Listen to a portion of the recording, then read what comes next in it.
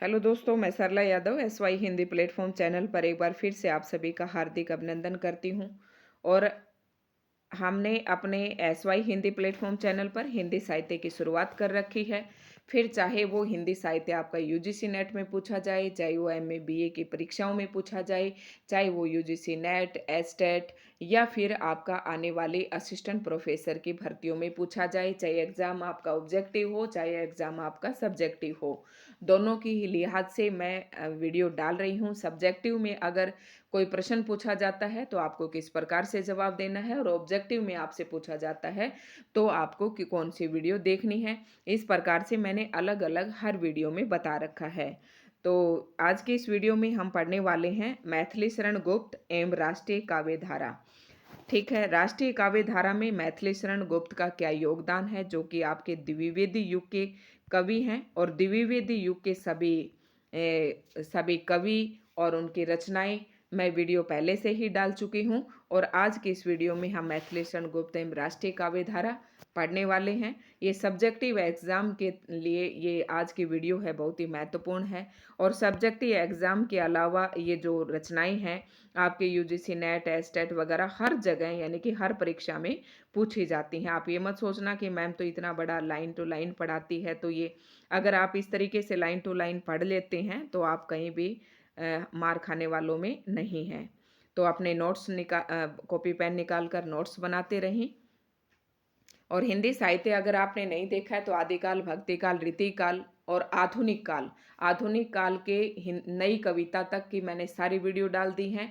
अब ये वो टॉपिक डाल रही हूँ मैं जहाँ से आपका जो सब्जेक्टिव एग्ज़ाम के लिए महत्वपूर्ण रहने वाले हैं, असिस्टेंट प्रोफेसर के जो आने वाली वैकेंसी हैं उनके लिए महत्वपूर्ण रहने वाली है, और BA MA के जहाँ पर ये पूछे जाते हैं उनके लिए। तो मैथिली शरण गुप्त एवं राष्ट्रीय काव्य धारा ये आज हम पढ़ेंगे। भारत भारती, आपको पता है मैथिली शरण गुप्त की एक रचना है भारत भारती एवं साकेत जैसी यशस्वी कृतियों के रचयिता राष्ट्र कवि मैथिली शरण गुप्त का जन्म। अब आपको पता होना चाहिए, कवि प्रश्न यहीं पर बन गया है, राष्ट्र कवि किसको कहा जाता है, तो राष्ट्र कवि मैथिली शरण गुप्त को कहा जाता है। उनकी दो प्रसिद्ध कृतियां कौन सी है, भारत भारती और साकेत। आपसे ऐसे भी पूछ सकते हैं कि साकेत किसकी रचना है, तो ये मैथिली शरण गुप्त की है। और इनका जन्म जो है चिरगांव झांसी में 1886 ईस्वी में तथा निधन 1864 ईस्वी में हुआ। वे हिंदी की राष्ट्रीय काव्य धारा के प्रतिनिधि कवि कहे जा सकते हैं। मैथिली शरण गुप्त का जो स्थान है वो द्विवेदी युग में आता है, आप ध्यान रखेंगे, द्विवेदी युग में आता है। ठीक है, और ये हिंदी की राष्ट्रीय काव्य धारा के प्रतिनिधि कवि कहे जा सकते हैं। भारत भारती का प्रकाशन कब हुआ, 1912 में हुआ। एक बार असिस्टेंट प्रोफेसर के एग्जाम में ये प्रश्न एज इट इज पूछा गया था कि भारत भारती का प्रकाशन कब हुआ था, 1912 में, जिसमें भारत के अतीत गौरव का गान है। अतीत भारत मतलब अतीत में भारत कैसा था, उसके गौरव का गुणगान किया गया है भारत भारती में। भारत भारती का प्रकाशन हुआ 1912 में। गुप्त जी की राष्ट्रीय चेतना इस कृति में पूर्णतः मुखरित हुई है। मतलब ये जो रचना है मैथिली शरण गुप्त जी की, इसमें उनकी राष्ट्रीय चेतना अच्छी तरह से मुखरित हुई है। भारत भारती की रचना का ये नमूना यहाँ उद्धृत है।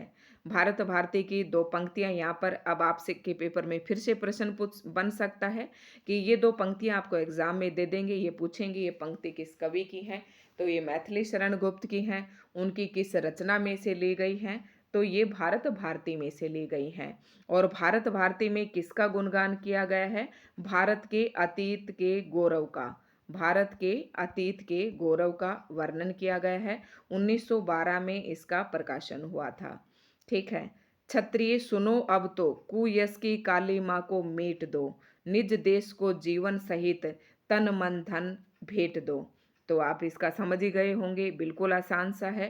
क्षत्रियों को संबोधित कहते हुए कह रहा है, सुनो अब तो कुयस की काली माँ को मेट दो। जो कुयस हमारे ऊपर लगा हुआ है, जो कलंक हमारे लगा हुआ है पराधीनता का, उसको तुम मेट दो।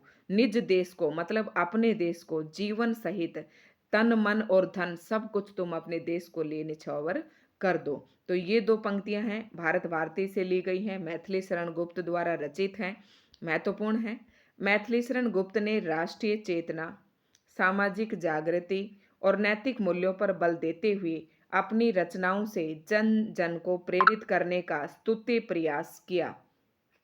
गुप्त जी ने लगभग 40 कृतियां लिखी, जिनमें प्रमुख है, इन्होंने क्या किया, अपने जो इनकी रचनाएं थी उनके माध्यम से इन्होंने नैतिक मूल्यों पर भी बल दिया, राष्ट्रीय चेतना को जागृत किया, सामाजिक जागृति में भी महत्वपूर्ण बल दिया। गुप्त जी ने लगभग 40 रचनाएं लिखी, तो उनकी रचनाएं जो हैं ये बहुत ही महत्वपूर्ण हैं। आप अपने नोट्स बना लें, सभी के सन भी यहाँ पर दिए गए हैं।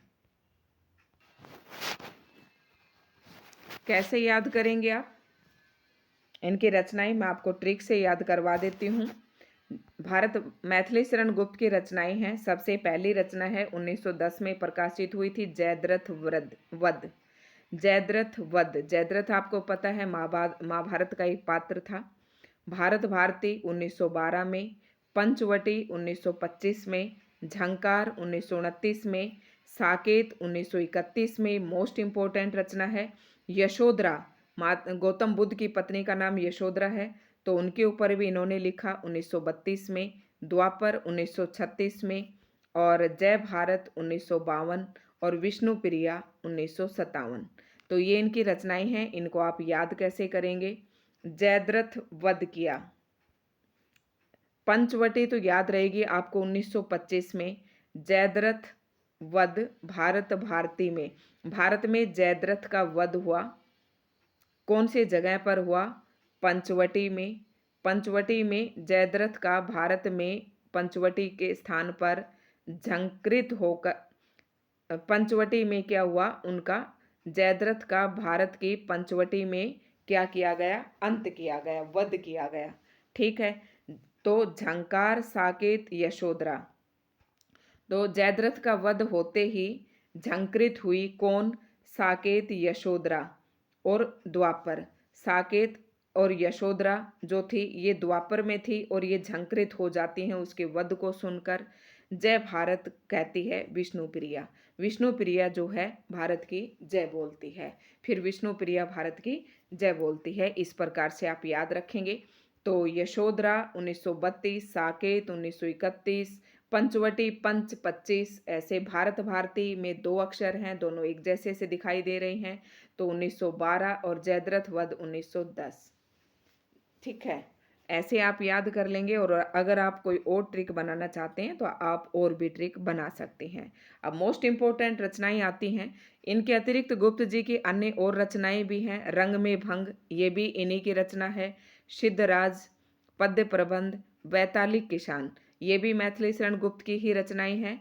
इन्होंने 3 नाटक भी लिखे जिनके नाम देखना, जब मेरे एग्जाम में एक बार यूजीसी नेट में ये पूछा गया था अनज्ञ किसकी रचना है, तो मैं ये सोच रही थी कि मैं ये अपनी ही बुक से पढ़ा रही हूँ। देखो मैंने एक भी अक्षर यहाँ पर छोड़ा नहीं है जिसको मैंने नहीं पढ़ा हो, तो कि ये किसकी रचना आ गई, क्योंकि ये यहाँ वाली तो मैंने सारी लिख रखी थी और इस पर मेरा ध्यान नहीं था। तो यहाँ से भी ये इम्पोर्टेंट है, अनज्ञ जो है ये किसकी रचना है, तो ये मैथिली शरण गुप्त का नाटक है। और इन्होंने 3 नाटक लिखे, कौन कौन से? तिलोत्तमा, चंद्रहास और अनग, ये तीनों आप याद रख लेना, ये नाटक हैं मैथिली शरण गुप्त के। और अन्य काव्य रचनाएं हैं ये रंग में भंग, सिद्धराज, पद्य प्रबंध, वैतालिक किसान, ये मैथिली शरण गुप्त के बारे में आपको सारी रचनाएं यहाँ से मिल जाएंगी। अब मैथिली शरण गुप्त का राष्ट्रीय काव्य धारा में क्या योगदान है ये हम देख लेते हैं।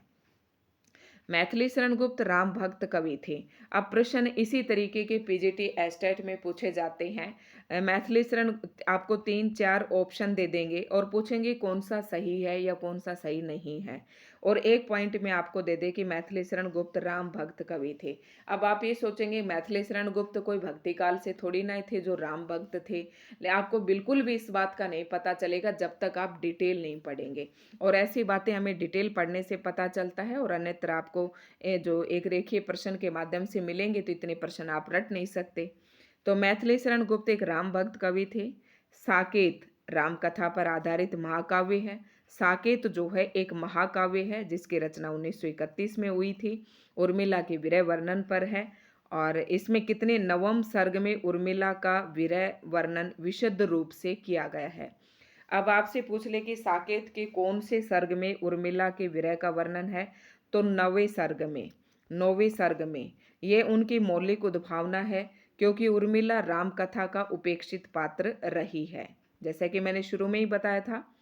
और 8वें सर्ग में कैकेयी का पश्चाताप दिखाकर भी गुप्त जी ने अपनी मौलिक प्रतिभा का परिचय दिया।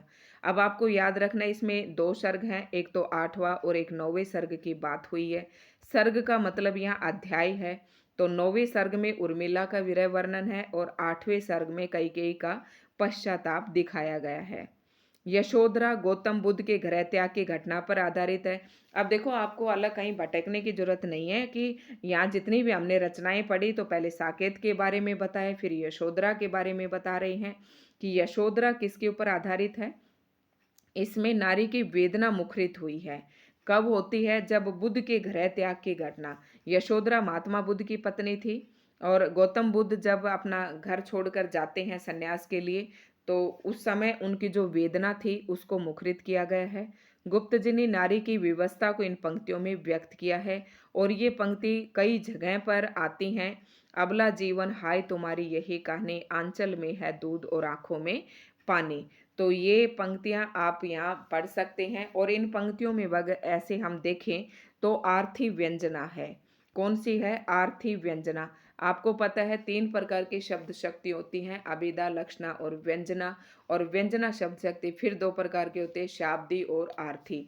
तो इन पंक्तियों में आर्थी व्यंजना है। आप जहाँ पर भी आर्थी व्यंजना का उदाहरण लिखें तो ये लिख सकते हैं। अब देखते हैं राष्ट्रीय काव्य धारा के प्रमुख कवि कौन कौन से हैं। कई बार ऐसे पूछ लेते हैं, 4 कवि दे देते हैं, 3 तो राष्ट्रीय काव्य धारा के कवि दे देंगे, एक और अन्य कवि दे देंगे, और आपसे पूछेंगे कि इनमें से कौन सा कवि राष्ट्रीय काव्य धारा का कवि नहीं है। तो द्विवेदी युग में मैथिली शरण गुप्त के साथ साथ नाथूराम शर्मा शंकर। राष्ट्रीय मतलब राष्ट्र से संबंध था इनका, राष्ट्रीय भावना थी इनके अंदर, स्वदेश अभिमान था इनके अंदर। ठीक है। गया प्रसाद शुक्ल स्नेही, राम नरेश त्रिपाठी, राय देवी प्रसाद पूर्ण, रामचरित उपाध्याय। याद कैसे रखेंगे? नाथूराम राम, ध्यान रखना, नाथूराम राम, ठीक है, राम नरेश राम, राय देवी प्रसाद पूर्ण, रामचरित्र। तो 3 तो ये राम राम आ गए आपके यहाँ पर। ठीक है। आदि विशेष रूप से उल्लेखनीय है। इन कवियों की रचनाओं में राष्ट्रीयता, स्वदेश प्रेम एवं भारत के अतीत गौरव का गान किया गया है। नाथूराम शर्मा शंकर की निम्न पंक्तियों में देश के लिए बलिदान की प्रेरणा दी गई है। तो नाथूराम शंकर की पंक्तियां हैं, काफ़ी पेपर में पूछी जाती हैं। आप पंक्तियां आप साथ साथ याद कर लेते हैं तो अच्छी बात है, एक साथ अगर सारी याद करते हैं तो कंफ्यूज हो जाते हैं। देशभक्त वीरों, मरने से नेक नहीं डरना होगा, प्राणों का बलिदान देश की वेदी पर करना होगा। तो देश लोगों को देश के बलिदान के लिए प्रेरणा दे रहे हैं कि देशभक्तों वीरों, मरने से तुम्हें नहीं डरना है, प्राणों का बलिदान देना होगा देश की वेदी पर आपको। ठीक है। तो याद कैसे करेंगे? शंकर, शंकर बलिदान मतलब प्राणों के बलिदान, प्राणों का कोई डर नहीं है परमात्मा शंकर को, खुद सृष्टि के रचयिता हैं। ठीक है। राष्ट्रीय काव्य धारा के कवियों की प्रमुख रचनाओं का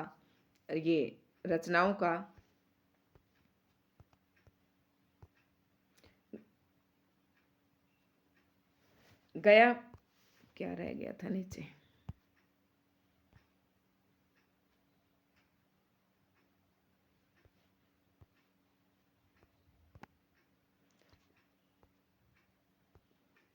गया प्रसाद शुक्ल स्नेही की कविताओं में, गया प्रसाद शुक्ल स्नेही की कविताओं में भी देशभक्ति एवं राष्ट्रीयता का स्वर विद्यमान है। अभी मैंने नाथूराम